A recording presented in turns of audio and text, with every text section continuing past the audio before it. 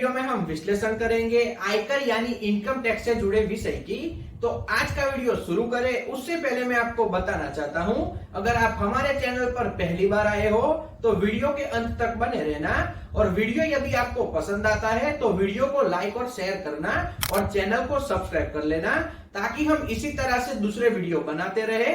तो आज का विश्लेषण शुरू करते हैं। सबसे पहले इससे जुड़ा इतिहास जानते हैं। 24 जुलाई 1860 को सर जेम्स विलियम द्वारा भारत में 1857 में प्रथम स्वतंत्रता संग्राम के दौरान हुए नुकसान की भरपाई के लिए भारत में आयकर पेश किया गया था।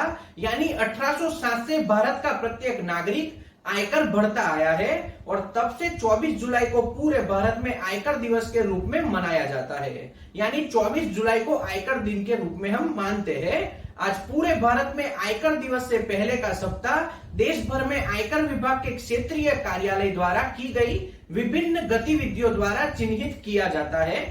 करों के भुगतान को मूल्य मापदंड के रूप में बढ़ावा देने के लिए और संभावित करदाताओं को संवेदनशील बनाने के लिए देश भर में कई आउटरीच कार्यक्रम आमतौर पर हर साल आयोजित किए जाते हैं, और इन कार्यक्रमों के माध्यम से सभी भारतीय नागरिकों को आयकर भुगतान करना सभी नागरिकों का एक नैतिक कर्तव्य है, ऐसी जागरूकता लाने की कोशिश भी की जाती है। तो यह आयकर विभाग से जुड़ा एक छोटा सा इतिहास है। अब हम भारतीय आयकर अधिनियम 1961 में आय को मुख्य रूप से 5 भागों या स्रोतों के रूप में बांटा गया, जिसकी गणना आयकर अधिनियम प्रावधानों के अनुसार की जाती है, उसे जानते हैं। पहला, वेतन के रूप में आय संपादित करना। इस स्रोत के तहत कर्मचारी को मिलने वाला वेतन, एन्युइटी, पेंशन, ग्रेजुइटी, फीस, कमीशन, छुट्टी की जगह नकद भुगतान, लीव एनकेचमेंट, सालाना वृद्धि, प्रोविडेंट फंड में जमा रकम और कर्मचारी के पेंशन खाते में किया गया योगदान सम्मिलित किया गया है। दूसरा, मकान किराए से आय संपादित करना। खुद के स्वामित्व वाले मकान के किराए से आमदनी को घरेलू संपत्ति के आय में जोड़ा जाता है। एक से अधिक मकान होने की स्थिति में अगर मकान खाली है, यानी उसमें कोई भी किराएदार नहीं है, तो भी एक मकान को छोड़कर अन्य मकानों की अनुमानित आय आमदनी में जोड़ी जाती है। तीसरा, कारोबार या पेशे से आय संपादित करना। किसी कारोबार या पेशे से होने वाली लाभ, व्यापार के तहत प्राप्त किया गया ब्याज, साझेदारी के पार्टनर को मिला वेतन या बोनस आदि होते हैं, इसे भी आय में जोड़ा जाता है। चौथा, पूंजीगत लाभ के रूप में आय संपादित करना। पूंजीगत लाभ के तहत कोई भी पूंजीगत संपत्ति की बिक्री से जुड़ा लाभ आता है। इसमें शॉर्ट टर्म और लॉन्ग टर्म दोनों तरह के पूंजीगत लाभ जोड़े जाते हैं। यानी किसी भी जगह से लंबे टाइम पर या कम टाइम पर जो भी पैसे आय के रूप में प्राप्त होते हैं, उसे आय में जोड़ा जाता है। 5, अन्य स्रोत से आय संपादित करना। बैंक डिपॉजिट और सिक्योरिटीज पर मिला ब्याज, शेयरों पर मिले लाभांश, रॉयल्टी इनकम, लॉटरी या रेस जीतने और उपहार के रूप में मिली रकम और अन्य स्रोत को आय में जोड़ा जाता है। यानी इनमें से किसी भी तरह से आपको आय प्राप्त होती है तो उसे अन्य स्रोत के रूप में आपकी आय मानी जाती है, तो इसे इनकम टैक्स डिपार्टमेंट को बता देना चाहिए। तो इस 5 तरीकों से जो भी आय प्राप्त होती है उसे आयकर विभाग के द्वारा व्यक्तिगत आय मानी जाती है, और इसे वार्षिक आय भरते समय सरकार को बताना आवश्यक है। यदि आय में सरकार को यह नहीं बताया जाता तो सरकार के द्वारा इसे काले धन के रूप में माना जाता है। तो प्रत्येक व्यक्ति को अपनी वार्षिक आय सरकार को बतानी चाहिए, जिस वजह से आपके घर पर कभी भी आयकर विभाग का छापा नहीं पड़ेगा। अब हम दूसरे देशों में किस तरह से आयकर विभाग के द्वारा आय वसूली जाती है वह जानते हैं। पहला, संयुक्त अरब अमीरात आय किस तरह से संपादित करता है। संयुक्त अरब अमीरात में व्यक्तिगत आय को अनुमानित नहीं किया जाता। प्रवासी एम्प्लॉय यूएई के सोशल इंश्योरेंस में कोई भी योगदान नहीं देते। यूएई के नागरिक मासिक सामाजिक सुरक्षा पेंशन के रूप में 12.5% टैक्स भरते हैं, और निजी क्षेत्र के कर्मचारी 15% हिस्सा देते हैं। तो इस तरह से यूएई में टैक्स वसूला जाता है। दूसरा, कतर किस तरह से संपादित करता है। कतर के स्थानीय कर्मचारियों के लिए सामाजिक सुरक्षा 5% के दर से लगता है, और स्थानीय निवासियों के लिए 10% लगता है। लेकिन यहाँ पर किसी भी व्यक्ति का कर्मचारी पर आयकर, डिविडेंड, कैपिटल गेन व धन या संपत्ति का ट्रांसफर पर कोई भी टैक्स नहीं लगाया जाता।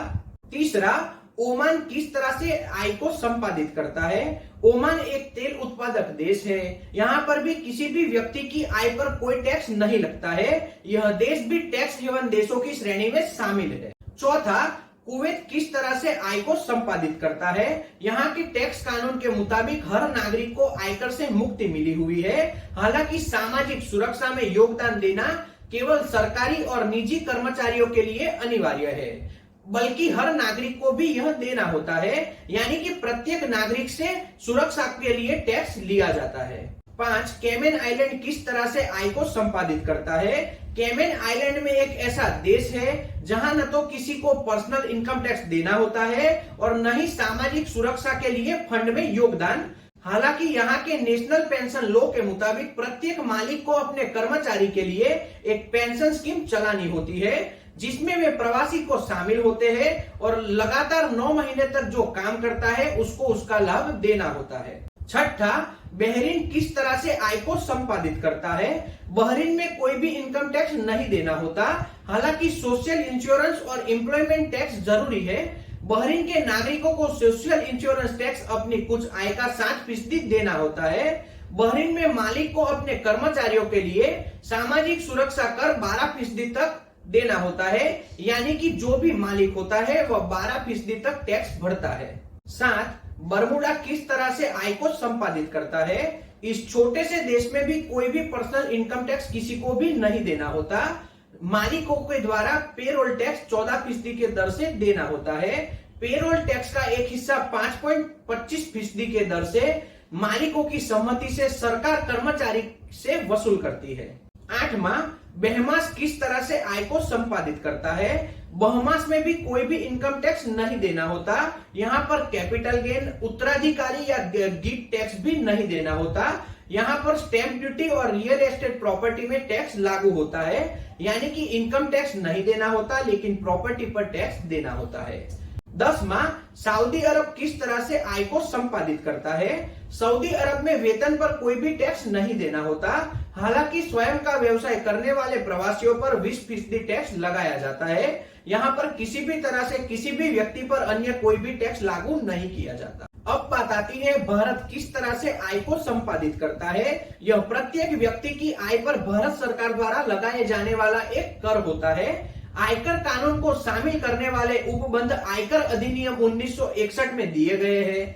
भारत में यह एक खास सीमा से अधिक आय वालों के द्वारा अदा किया जाता है। उदाहरण के लिए वित्तीय वर्ष 2019-20 के भारत के बजट के प्रावधानों के अनुसार 5 लाख रुपए से अधिक आय वाले व्यक्ति को आयकर दाताओं की श्रेणी में गिना जाता है। वरिष्ठ नागरिकों के लिए यह 3 लाख रुपए तक रखा गया है। कभी कभी एक खास रकम के ऊपर की आय वालों को अतिरिक्त कर भी देना होता है। मसलन वर्तमान 50 लाख रुपए सालाना से ज्यादा आय वालों को 10% सरचार्ज अतिरिक्त कर देना होता है। तो इस तरह से भारत में प्रत्येक नागरिक से आय की वसूली की जाती है।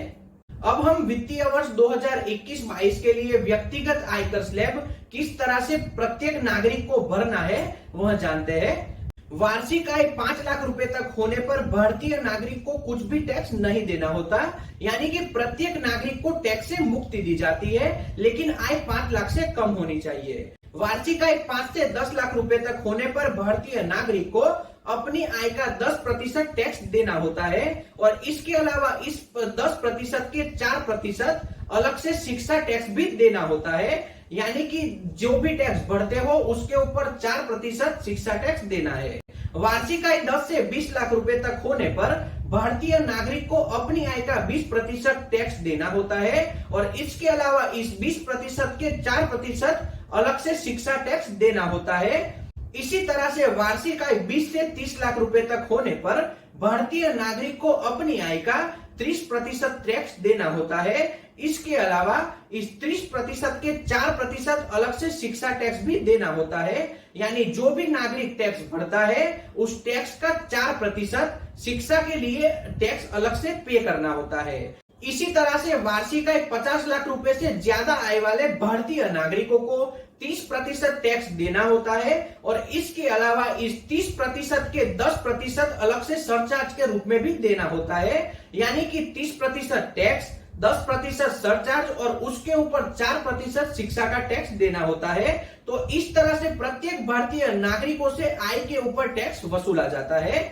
और इसके अलावा इस वक्त भारत में जो भी चीजें खरीदी जाती है वह सारी चीजों के ऊपर गुड्स एंड सर्विस टैक्स लगाया जाता है, जिसे आम भाषा में हम जीएसटी कहते हैं। यह टैक्स भी प्रत्येक भारतीय नागरिक के द्वारा अलग से सरकार को दिया जाता है। तो इस तरह से भारत सरकार के द्वारा प्रत्येक भारतीय नागरिकों से उनकी आय के ऊपर टैक्स वसूला जाता है, जिसे इनकम टैक्स कहते हैं। इसके अलावा प्रत्येक भारतीय नागरिकों से गुड्स एंड सर्विस टैक्स भी प्रत्येक चीज की खरीदी पर वसूला जाता है। तो इस तरह से सरकार की आय में बढ़ोतरी देखी जाती है। तो यह था भारत के आयकर यानी कि इनकम टैक्स का विश्लेषण। तो आज के विश्लेषण में इतना ही। अगर यह वीडियो आपको पसंद आया हो तो वीडियो को लाइक और शेयर करना और चैनल को सब्सक्राइब कर लेना, ताकि हम इसी तरह से दूसरे वीडियो बनाते रहे। जय हिंद।